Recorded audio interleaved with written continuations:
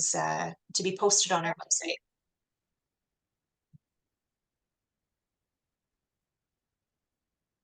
All right, so welcome everyone. My name is Amanda Demmer. I'm the Learning Specialist and Program Coordinator for Community-Based Research Canada, and I'll be moderating today's e-learning session.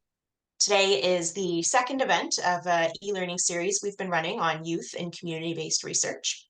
And the title of our event today is Engaging Youth in Applied Research, Hope for the Future of Youth Housing. This presentation is brought to you by Community-Based Research Canada. Our secretariat is situated on the traditional territory of the Neutral, Anishinaabe, and Haudenosaunee peoples. We are a membership-based organization with a mission of advancing community-based research excellence in Canada by strengthening partnerships, building capacity, mobilizing knowledge, and championing community-based research among individuals, communities, and institutions.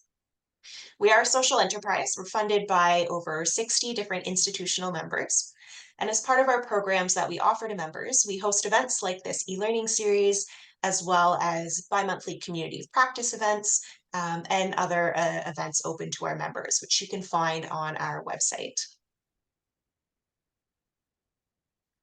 In the spirit of truth and reconciliation, we open each of our learning events by reflecting on and amplifying the goals of the Truth and Reconciliation Commission's call to action. This month, as we're looking at youth and housing, what came to mind for me was the call to action number 1B. We call upon the federal, provincial, territorial, and Aboriginal governments to commit to reducing the number of Aboriginal children in care by providing adequate resources to enable Aboriginal communities and child welfare organizations to keep Aboriginal families together where it is safe to do so, and to keep children in culturally appropriate environments regardless of where they reside. CBRCanada is committed to this continual reflection on the interconnections between truth and reconciliation and the various topics that we approach using community-based research. We're committed to engaging with and learning from diverse First Nations, Métis, and Inuit people across Canada. So for today's e-learning event, we will have a presentation by our presenters today. We'll have about 20 minutes at the end for some question and answer, and then I'll wrap things up for you. As we go through the presentation, I encourage you to, if any question comes to mind for you, please enter it in the chat box at any time. That way, when we get to the question and answer period, if there's already some questions that have started to come in, we can address those right away while others are thinking of their questions. So please, again, feel free to type your questions in the chat box as soon as they come to mind for you anytime throughout the presentation. I'll be reading those at the start of the question and answer period. I encourage folks to keep their microphones muted, please, to prevent any background noise. This event, as you may have gotten the notification of, is being recorded and will be available on our website as well. This means you can watch it again later or send it out to any colleagues that you think might enjoy. So without further ado, I'll introduce our presenters for today. Lorraine Closs is a professor in the Faculty of Social and Community Services at Durham College, and Lorraine acted as principal investigator on the project you'll be hearing about today. This was a 2-year project funded by the College and Community Social Innovation Fund, entitled Co-Design of a Youth-Led Housing Hub, developing a unique and scalable housing model for youth living on their own in Durham. Also co-presenting with Lorraine today is Kendra Grant Guanti, who acted as a member of the research steering committee for this project, representing a youth lived experience perspective and providing essential input and guidance for the success of this project. So I will pass it over now to you, Lorraine and Kendra. Wonderful. Thank you very much, Amanda. We're happy to be here. And we're happy to share with you our experiences together on a 2-year, was supposed to be 2-year, it ended up being close to 3-year research project, really focused on Trusteed Youth in Durham region, which for those of you who don't know what Trusteed Youth are, they're actually youth over the age of 16, sometimes 15, who aren't engaged with the child welfare system but can't live at home for various reasons. And so they are living on their own and trying to manage through social assistance. So As you can imagine, there are a number of challenges being a 15, 16-year-old living on your own. And so our research project really was about exploring those challenges, and in particular, creating a model that would support those youth in relation to housing and homelessness issues. I will get you to advance the next slide, and I'll just do a little bit of a land acknowledgement as well for Durham Region. We are all linked by our work supporting Durham Region, the Durham Region community, and we're on land which has long served as a site of meeting and exchange among the Mississaugas peoples and the traditional and treaty territory of the Mississaugas of Scugog Island First Nation, and the territories covered under the Williams Treaties. I'm always very grateful for the opportunity to live and work here, and I commit to embedding reconciliation in my words and actions. This includes learning about and understanding truths about myself as someone with settler colonial ancestry, and truths about Canada's history, truths about the land and the people that I, like many other settler people, have benefited from. Next slide, please.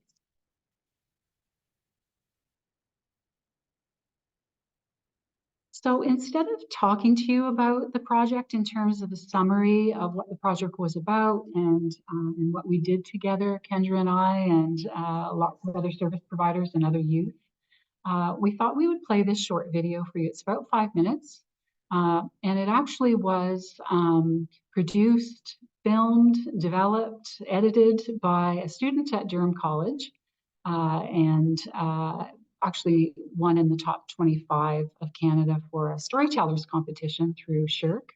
And it was the first time that a community college had placed in the top 25. So it's a really great little video, and it really summarizes the project, which will be helpful then for us to be able to talk about the youth engagement.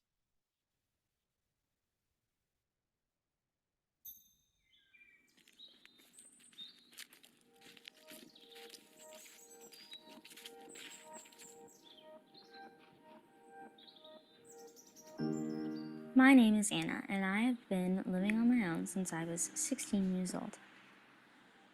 I left home because there was a huge fight between my mother and my stepdad and I right after my 16th birthday.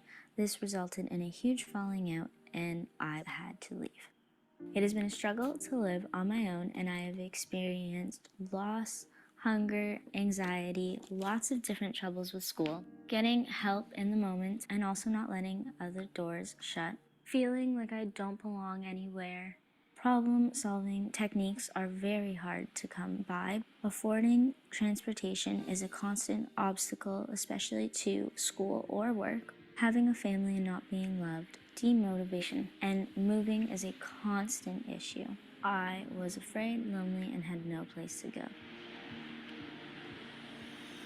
Durham Region Social Services and Durham College started working together in 2017 to learn about the better ways to help youth living on their own to have better lives and brighter futures. An anonymous survey of youth living on their own gave them some information about who we are and what we struggle with.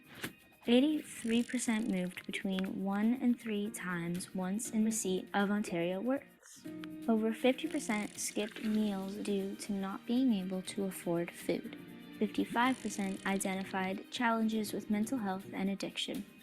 58% had unaddressed health issues. 65% identified stress over their life circumstances.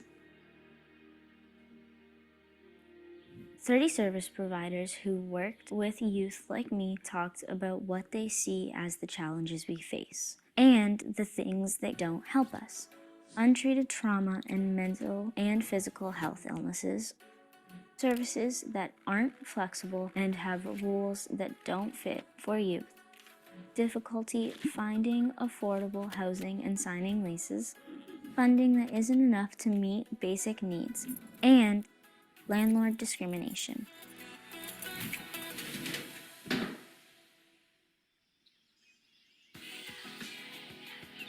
They also talked about some things that are working well and what they think would help youth living on their own.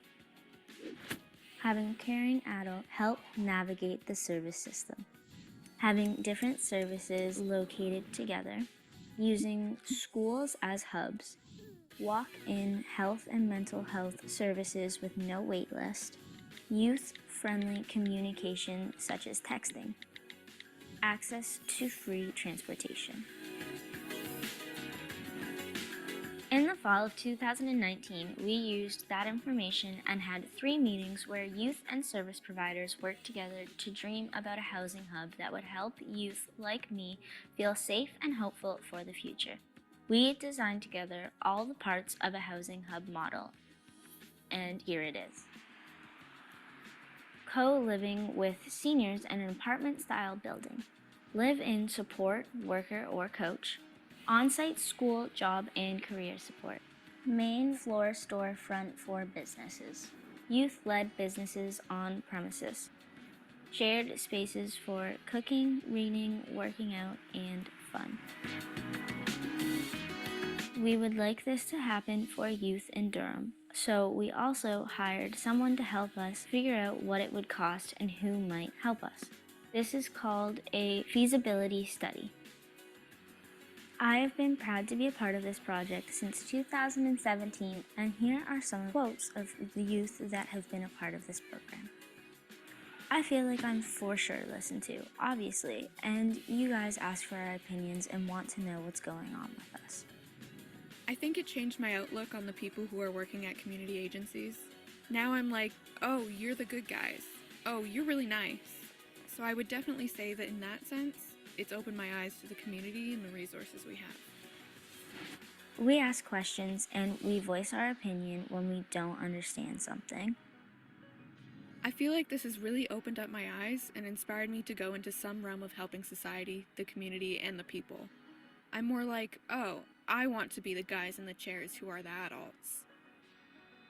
We have learned a lot about what youth like me need in the Durham region to be able to have brighter futures, because we have been equally involved from the very beginning in asking the questions, learning from the answers, and creating a housing hub that the youth really want. There is hope for the future, and I hope this helps improve it.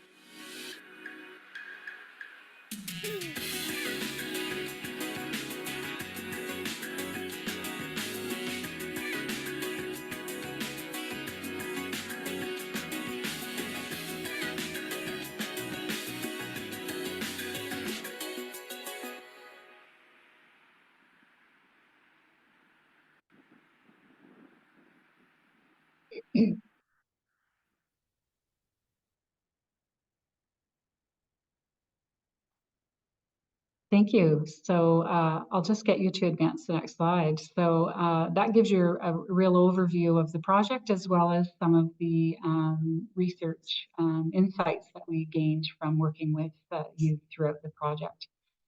As part of the project, we had youth that were involved in the steering committee, and they were on the steering committee right from the very first day, the research steering committee. We had the youth keep journals, reflective journals about their experiences, so that we could go back and reflect on their experiences. And they did that over a 2-year period.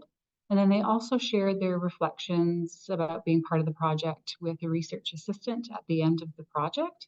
And as a result of some of those conversations and their journals, we came up with a list of themes that really helped youth really be meaningfully involved in the research project. So I'm just going to go through a few of those, and then Kendra is going to share with you her thoughts about that as well. She has some thoughts about what was useful for her in terms of feeling like she was really a meaningful part of the project. So right from the beginning, get the right people at the table. Youth in our project really benefited from a trusted service provider that they already knew before they knew me and anyone else at the table. It was a service provider separate from income support. It was a community service provider who was a case manager for some of the youth. And having that person at the table kind of helped youth feel comfortable and trust the process a little bit at the very beginning. And then we asked youth, who's missing from the table. And there definitely were people missing in terms of what we thought was the full service system. And so we included those folks. And then we asked youth questions about who might be someone that would be difficult to sit with at the table. So we had conversations about service providers such as the Children's Aid Society and the Durham Region Police Force in terms of those folks being what we thought important to have their voice at the table, but we wanted to discussions with youth about what are the folks that maybe would be really difficult to sit with in a room, and how can we ameliorate that issue. So getting the right people at the table. Next slide, please. And then slowing the process down. So we really had a hard look at how we run meetings.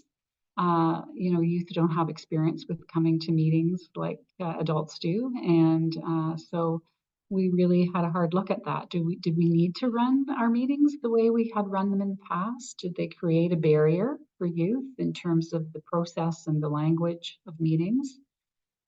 So youth really helped us reflect on some of these norms that we just kind of take for granted in meetings.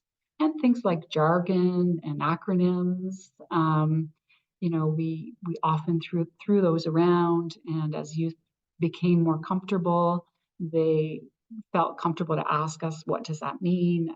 Please don't use an acronym, because I don't, that might mean something to you, but doesn't mean anything to me. We really looked at how we ran meetings and spent some time with the youth doing that.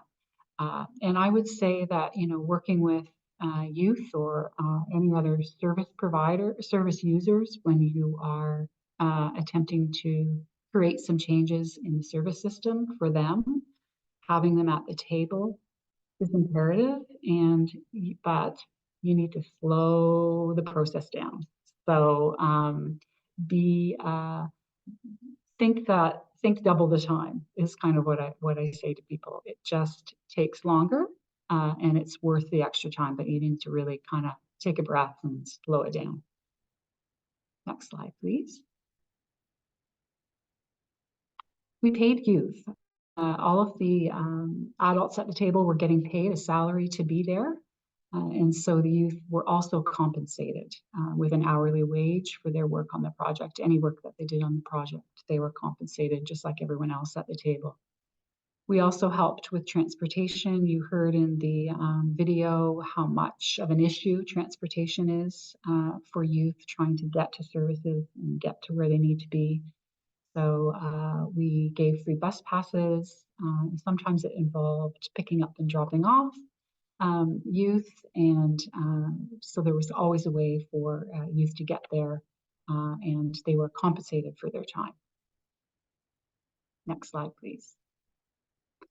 An important piece that we did at the very beginning as well was we embedded exercises that kind of leveled the playing field, so that everyone was sharing some things about themselves, because the youth, the Trusteed Youth, just by coming to the table with us, were telling us who they were and what some of their past experiences were.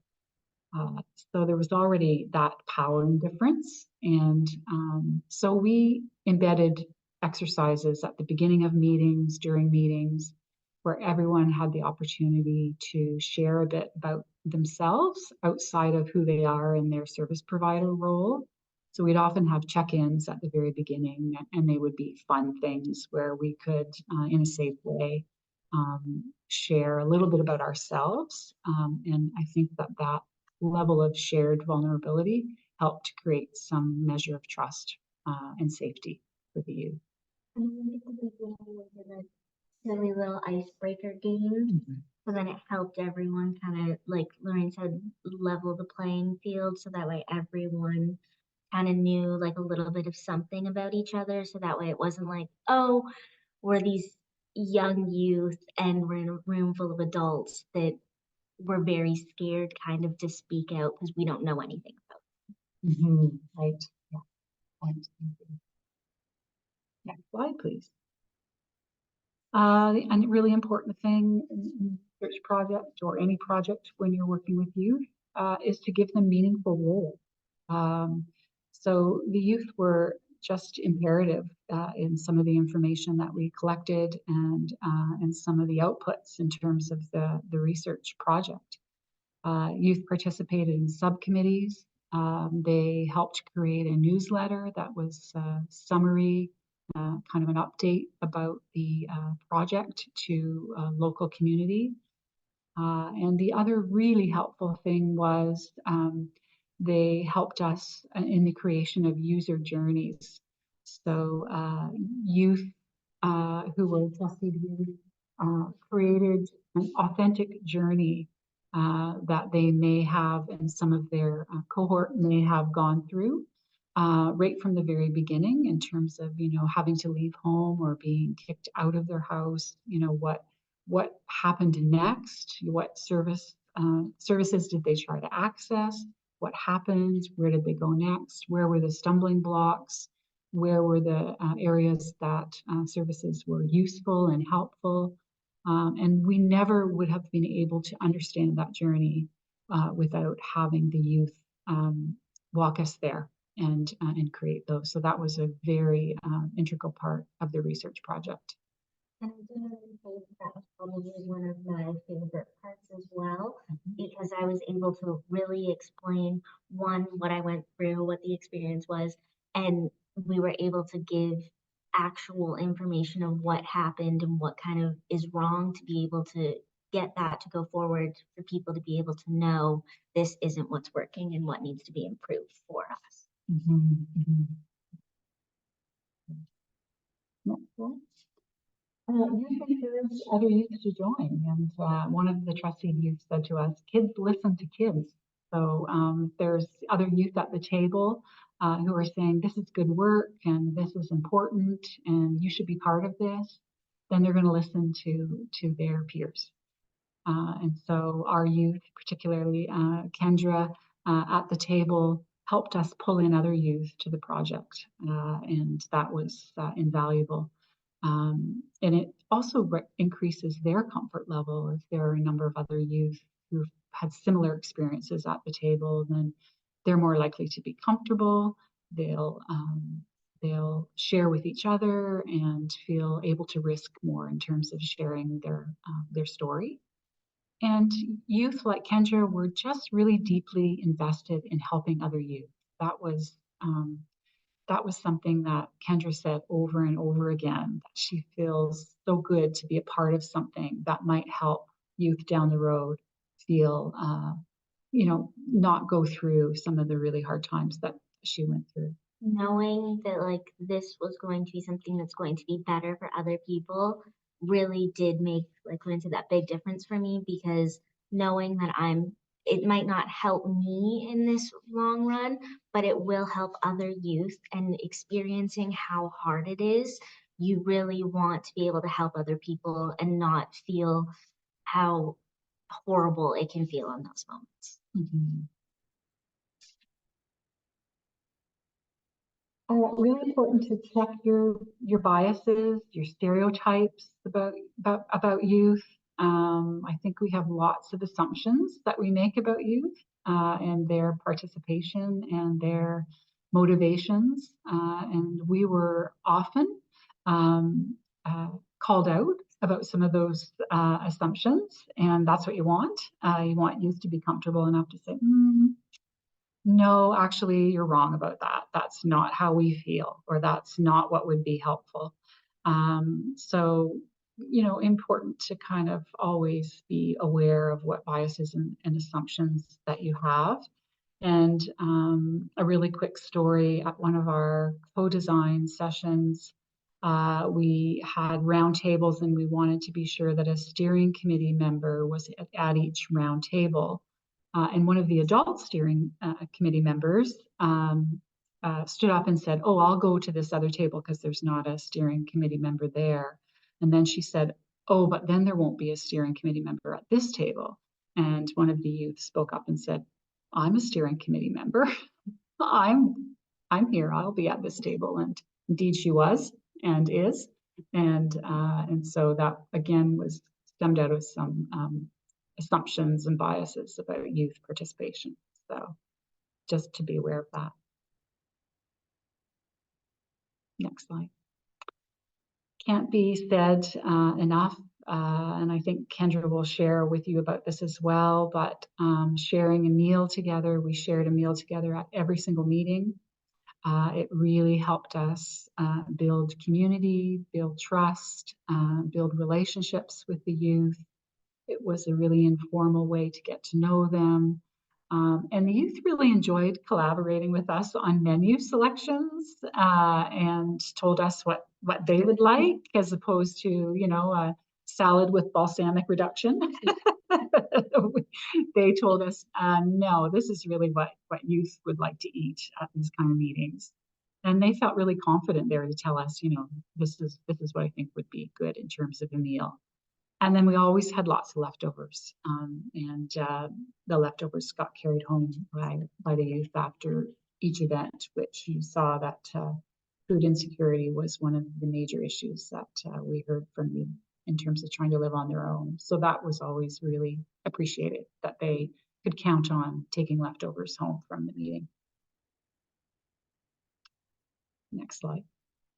So yeah, the impact of youth voices. I mean, Kendra's going to share some more with you, but after we collected the information, we had 3 co-design sessions where we designed with youth. We had about an equal level of number of youth and service providers at these sessions.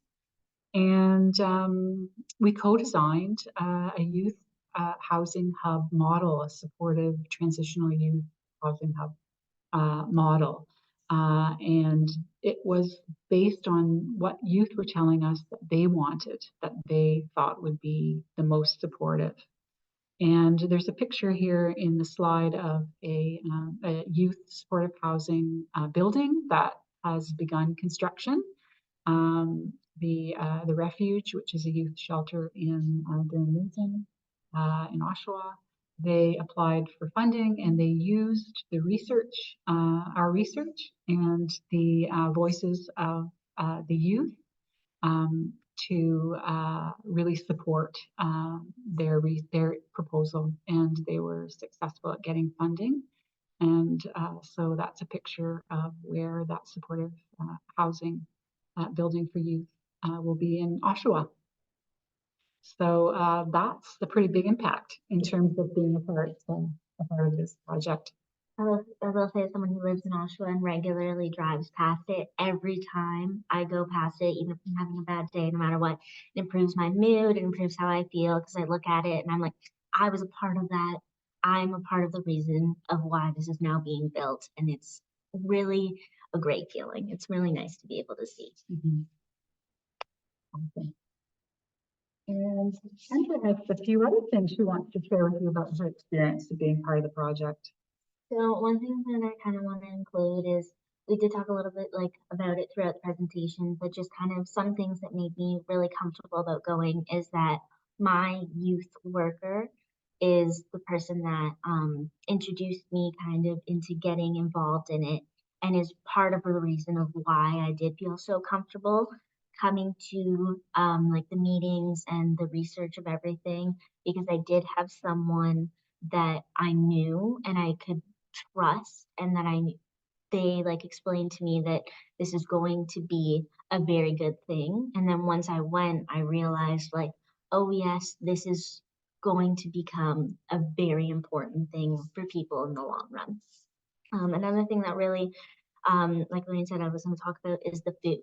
The food is a very, very big part of some of the days why I came. As much as some people might not want to hear that food was a big part of it, it really is, because some days that's all that I was eating. That's all that I was able to get to, because I couldn't afford meals every single day. And luckily there was enough leftovers that I knew that it would feed me for a couple days. So that was a very big part as to why some days if I was having a bad day, I knew that I had to go, because that was my only source of food for those next couple days. One thing that definitely was a little bit uncomfortable for us would be that you are walking into this room with a whole bunch of adults that you don't necessarily know. And for any youth, that's going to be a little scary, especially depending on what your experiences are. With me, with some of those sources, it wasn't always the best experience. So definitely making sure that there is knowledge that it is a safe space no matter what is something that really will help out in the long run. I will say definitely that youth probably won't be as talkative in the beginning. Like Lorraine probably realized that we shared a lot more opinions later on necessarily than at the beginning. But yes, so, and then one thing that I didn't mention is when I first joined, it was definitely very scary, obviously, but like I've said, now going into it, it's given me so much confidence. Just like I said, driving past the building, it puts me in a better mood. Seeing that this kind of is happening and being able to be included in like these research calls like this really has made me feel amazing, has given me a lot of confidence that, wow, it wasn't like this really hard part in my life. Like it's blossomed into something beautiful because I'm able to give my experience on everything, and it's really made an outcome better for a lot of other people. I will say, like, any advice that I can give to youth going forward would be just to make sure that you keep an open mind. You make sure that you attend even if you're having a bad day, because mental health and everything like that can really be affected. Making sure that they know that they can have a ride there if needed. Bus tickets were given, but also I never liked taking the bus. It just wasn't my thing. So Julie, my youth worker, or Lorraine always would offer to give me a drive, which was really helpful. And especially with if you're bringing leftovers home, you don't want to bring leftovers on the bus. So the ride home definitely can encourage some help with that. Okay. I'm not sure if there's anything else that I should include. Anything else you can think of? No, I don't think so. Okay. Unless there's any questions. Awesome. Thank you. Thank you. Thank you slide to the Social Sciences and Humanities Research Council of Canada for the research funding, to the Durham College Social Impact Hub, and of course to Community-Based Research Canada, and to Kendra for being here.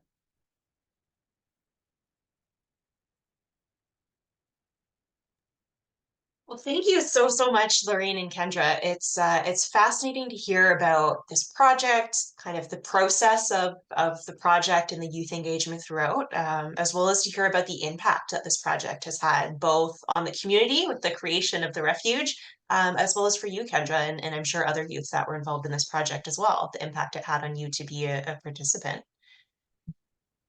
So we'll move into question and answer period now. So I'll encourage folks, please ask your questions in the chat box. You can type them in now, take a couple minutes if you have any questions you think of to share for either Lorraine or Kendra about this project. And I'll maybe get it started with a question that came to my mind. You were talking at the beginning about how you intentionally engaged youth first in this project, and something that was important to you was getting the right people at the table. So I'm wondering, I'll guess I'll ask this kind of as a two-part question, one part for Lorraine and one part for Kendra. So for Lorraine, kind of what strategies did you use at the beginning to kind of recruit youth to the project? And Kendra, for you, you mentioned that your caseworker told you about this project. So when you first heard of the project, what was it about the project that made you agree to participate? Mm-hmm. Well, for us in Durham region, we had at the time about 100 Trusteed Youth. It was a pool of youth that we knew through our colleague at the region of Durham who facilitates that project. So we did a number of things. We kind of did a multi-pronged approach. We connected with youth workers who were already involved with the youth and asked them to have a conversation with the youth. We did a bit of an email invitation as well to people. We asked workers at the social assistance office to, because there were two service providers who were involved in supporting these 100 trusteed youth. And so we reached out to them and had them have conversations with, because not all of the youth, of course, are going to have emails or check their emails. So we had conversations with those two workers, and they knew the youth really well. And so they had the conversation about the project and invited youth in that way as well. And then we kind of connected with the youth before the project actually started to talk about the project, to talk about what to expect, who was going to be at the table, where we would meet, that kind of thing. And I do remember at the beginning, because I was involved with those events where you kind of talk to the youth, ask the questions before the steering committee was like fully formed. And I do remember we're given like gift cards and stuff like that. And we were asked kind of if we would rather like Walmart or something like that. So then that was able to get food or like anything like that. So that did help. But yes, that, because as soon as that question was asked, I was like, oh, the gift card. That's really what helped kind of get me going and starting with everything.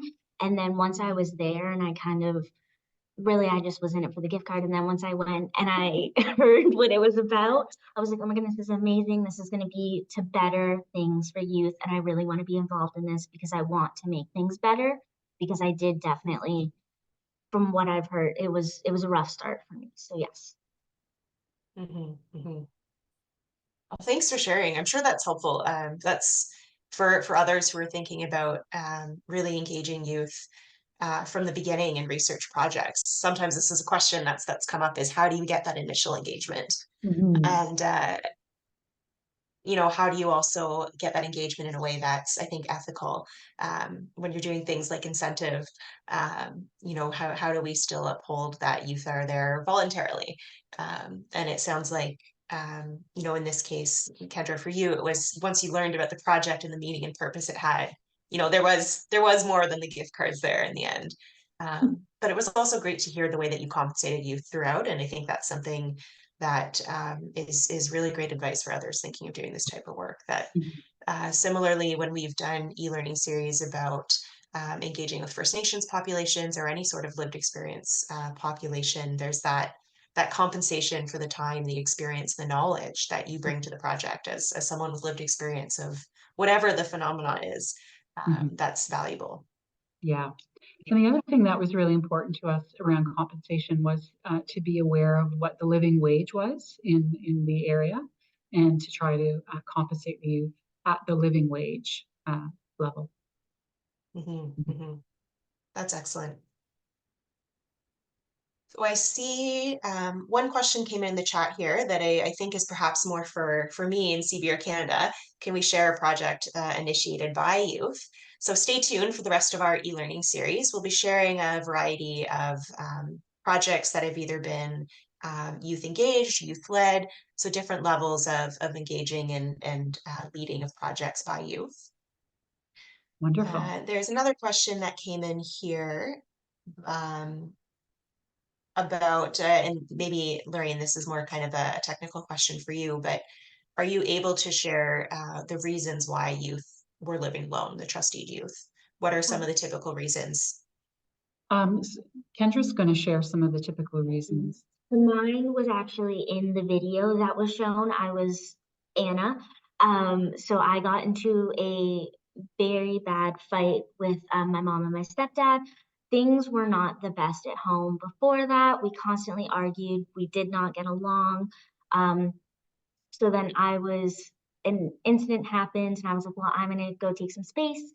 And they were like, oh, you're not going to be allowed to come back if you take some space. So that's kind of what happened with me. And I know that that is experience that have happened to a lot of my friends that had to live alone as well, is like parents arguments and things like that, but there can be other reasons. Yeah. Other reasons were we had youth that were kind of disowned by their family because of their gender orientation or sexual orientation. We had some youth who were experiencing abuse at home and needed to leave. The child welfare law has changed in Ontario, where youth can be involved and supported in child welfare between 16 and 18. But while before that, when this project was going on, there was not a mechanism to support youth who were experiencing abuse at home over the age of 16. So in many cases, youth left home because of the environment, and some of that was abuse that they were fleeing from. Well, thank you. And thank you, Kendra, particularly for sharing your story. I know that's a personal aspect, and you're being very generous sharing that with us. Or anything that can kind of help kind of give a perspective of everything, no problem. Thank you. There is a question about slide deck being shared. Yes, absolutely. So these are recorded. The slide deck will be up on the website along with the recording of this event. So you can go back, rewatch it, share, take a look at the slides, all of that through our website. There's a question here about strategies used to keep youth engaged and mindfully participating once you do get them to the table. And I know there was some of this that you touched on, Lorraine, equaling, leveling out the playing field, and strategies that you did throughout the meetings. But I wonder if there's anything else particularly that you want to highlight, especially when the topic can seem a bit boring and can, lose folks' attention. And again, I think you touched on that a little bit as well, slowing down the process, providing those opportunities for meaningful engagement. But is there anything else you would highlight as a strategy that you use to keep youth engaged and mindfully participating? Or Kendra, were there strategies that really made you feel engaged and like you could participate well? Yeah, I think that's a great question for you, Kendra, if you don't mind, in terms of what kept you there, because Kendra was there right from the very beginning, right to the very end, and she's still here. So what are the things that kind of kept you coming back? I will say it was kind of like a simple method where like we would write our opinion on sticky notes and then we would stick them, and then we would kind of go do like a bias of everything. So I feel like just keeping things a little bit more simple worked nicely. We got to make sure that all opinions were included and kind of go from there. I would say that would like be a strategy that I found worked nicely for me. Yeah, I think, and the other thing that that I mentioned that I think is really important is the youth really felt like they were there and were going to make a difference for other youth. And I think that kept them coming back. So I think it's important to kind of, at the beginning, temper expectations of kind of what they can expect, but also give youth a view of the finish line. Like what are we working toward? What's the kind of the ultimate or the ideal, so that they kind of can keep that in their minds in terms of, why are we actually here and what are we working toward together. I think that helped youth continue to come back because they could see the progress we were making and that was going to have an impact for them and for other youth. And that's great. And certainly we've heard a lot of that from you, Kendra. You've spoken about this project, that impact it's had. So really tying in the meaning and the purpose and finding ways for youth to feel that they're a part of that. As well as it sounds like some of the facilitation techniques that were used, kind of the different ways of brainstorming and active participation throughout. Sounds like that was helpful too. This was a question, something that piqued my interest as well. You spoke about the journaling, that youth kept journals about their involvement in the process. So there was a question about what that process was like. for the youth keeping those research journals. Is there any more detail you can provide about what that process involved? We had the youth do written journals. So we gave them, I think there were 2 questions, and it was very simple, and we gave them kind of an opportunity at the end of every meeting to have that, to write some things down, and just to kind of reflect on each meeting, what was useful and what contributed to their comfort and their ability to share, and what maybe didn't feel good at the meeting. So we kind of kept track of that, you know, all the way along as kind of a constant checkpoint for us in terms of making sure we weren't doing anything that was disengaging the youth. And then at the end, we kind of collated their responses. So they gave those journal responses to my research assistant, and then they had the conversation at the end of the project as well.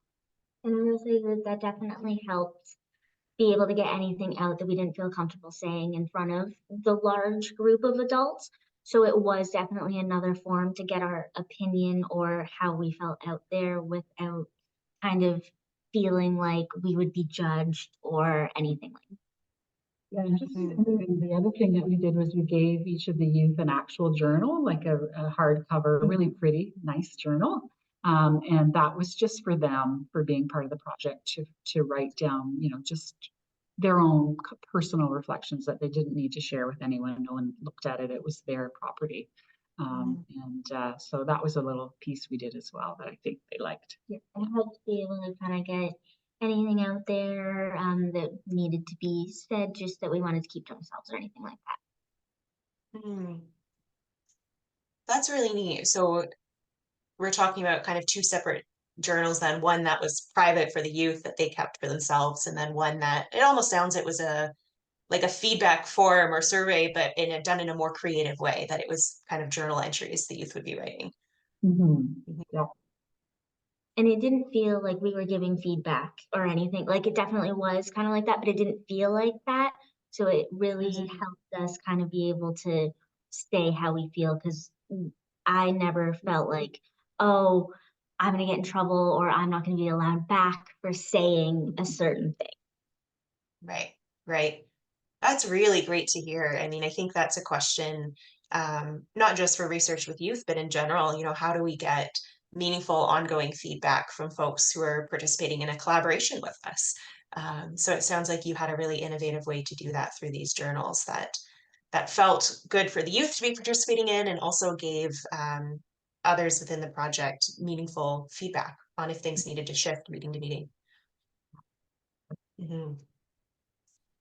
Excellent. We have about 5 minutes left if anyone else has one final question. So feel free to type in the chat. Jeremy, I'm glad we were able to answer your question. Thanks, Daniel. Daniel put in a comment that he's a fellow CCSAF grant holder working with youth and has found this really valuable. Oh, great. Awesome. So one question from Sheila here, and we'll perhaps use this as our final question unless there's another short question that comes in after. Were there any tips that you learned about how to access those who might be hard to get to the table? What do you think? I think again, you know, when I think back to our co-design sessions, we had more youth at the table than were at the kind of regular steering committee meetings. And the youth really helped find those other youth. They really were engaged in the project. They were excited about the project. And they really helped us pull in other youth who they said to us, oh, this person would be really great to be part of the project. And this person is really, you know, doesn't talk much, but they have a lot to share. So let me connect with them and encourage them to come. So I think that big difference for our co-design sessions, that the youth we had engaged helped pull in other youth that might not have, or might have been more difficult to engage at the beginning. So yeah, you think of anything else? How to reach hard to reach youth? Anything No, I else? would say that, yeah, just making sure that like you express everything that's kind of the gift cards and food and stuff. Yeah, all Like the incentives. I, as much as like for the adult perspective, I completely get not wanting to do that, but in the youth, that is a very, very, very big part. Yeah, Mm-hmm. incentives to do that. Yeah. Mm-hmm. It struck me that, you know, there were many ways you tried to reduce those barriers to access. You talked about transportation a lot and, you know, beyond just the bus fare, offering rides, if the bus was something that maybe wasn't accessible or wasn't the most comfortable for youth. And you know, Kendra, you spoke as well about how having your social worker there with you was something that helped you, you know, feel comfortable to come to the table as well. Mm-hmm. Yeah, for sure. And we were really conscious of where we held the meetings as well. We wanted them to be in a location that felt comfortable to youth, that was in the community they were familiar with, that wasn't in a kind of a big scary, you know, boardroom. So we were really conscious of that as well in terms of where we held our meetings. And that changed. I mean, we changed it up too as the needs changed. Because it was either like at Durham College or at Durham Alternative Secondary School, so DAS. And a lot of us would have already been going to DAS or something like that. So it was like, oh, you just stay after school or something like that. So it definitely did help a lot because if you have it in places that you don't have to travel to as much, it will definitely get a lot more of youth to come. Right. Mm-hmm. Good thing, Kendra. Yes, that really helped. Yeah, just go to where they are, right? Where they're already congregating. Yeah, that's fantastic. Go to where they already are and a place that they're comfortable with as well. I mean, I imagine, and you've spoken about this, that intimidation of walking into a room full of adults, but if it's at least a room you're comfortable with, familiar with, that's one less thing, I guess, to be intimidated by. Right. Yeah. Mhm. And Sheila, I see you've provided some uh, in addition to your question there. I'm wondering, Sheila, if you feel comfortable, would you like to unmute just to ask your question verbally, so you get the specifics of what you're trying to get across? Hi, yeah. My question is, so how about the resources and the service providers that were hard to access? So like I think you mentioned police and some other providers. How were you able to get them on board? Oh, how were we able to get them at the table? Well, I think that, you know, I'm fairly well connected in the community, and I was born and raised in Oshawa. I worked all my life here, so I have a lot of connections in the community. So if you don't, then get someone on your steering committee who does and can kind of help you figure out how to connect with people and get people involved. You know, just like youth. Listen to youth, service providers, you know, who are really busy might listen to someone that they already have a relationship with, that they know from previous work. And so they can enlist that person to be part of the project. So I would say, you know, if you're not deeply connected in the community where you're trying to pull partners in, then find someone who is, and then you can kind of work together to pull people in, let them know, you know, what the goals are of the project and you know what you're trying to do together, be really excited about the project and be a real champion about the project, and you'll be able to pull people in because that's, you know, that's what they do, right? They're there because they want to help their service providers, and it's really fits with the reason that they get up in the morning and go to work, right? So so I think some of those things would help. Hope that answers your question. Yeah. Just clarify, because it wasn't. I don't think it was that the police were technically hard to come to the table. It was more that the youth had suggested that they wouldn't be as comfortable if the police or something like that was there, just because when you're younger and you're also living alone, there's you're not as comfortable with them there. So I think that I just wanted to throw that in there. Okay, thank you. Mhm.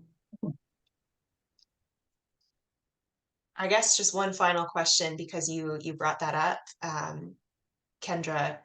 You know, when you did identify that there might be these partners that would make it more difficult for the youth to be at the table, or make the youth a bit more uncomfortable, how did you manage those dynamics when there were these partners both at the table that might not have felt comfortable with one another?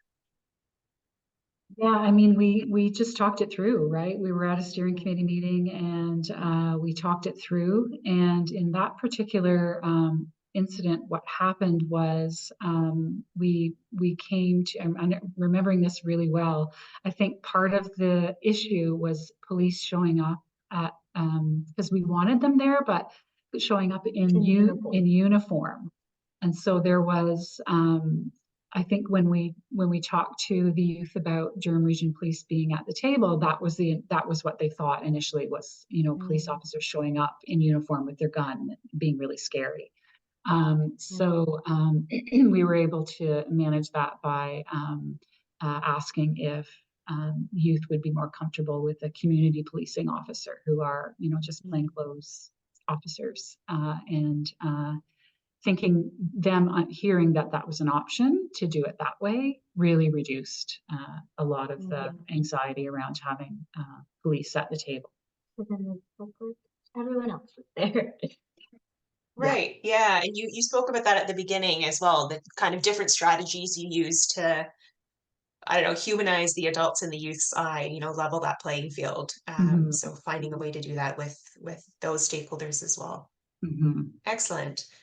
Well, we're at 12:57, so we will wrap up and get everyone back to their day.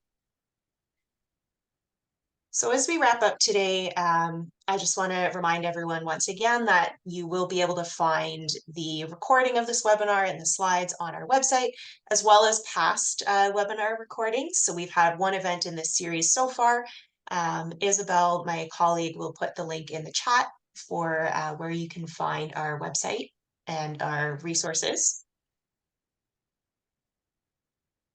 We also have an e-newsletter. If you are not subscribed yet, please do subscribe. This is where you'll find out about our upcoming events, future e-learning series, and other opportunities to engage with Community-Based Research Canada.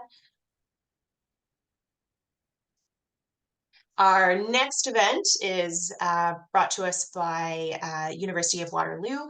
It's a project called, or a project about youth and innovation. So someone in the chat had asked about youth-initiated research. So this research project is a project that looks at youth-led innovation and investigates the roles and the success of projects led by young people. So that project will be presented by faculty at University of Waterloo, as well as Youth Advisory Council members from that project. And lastly, before you go, if you have any feedback to share with us, we would love to hear from you. If there's feedback either about the event, the structure, how we run them, or any topics you'd like to see us cover in future events, please let us know through the feedback form. You can scan that QR code, or the link is in the chat there. So one final thank you to everyone for being here today. A special thank you to Lorraine and Kendra for sharing their words of wisdom, their perspectives, their insights about this project with us all. Thank you to those who asked a question, participated in discussion, and for everyone who was here in attendance to watch and learn. So thank you, folks. I wish you all a wonderful rest of your day. Thank you. Thank you.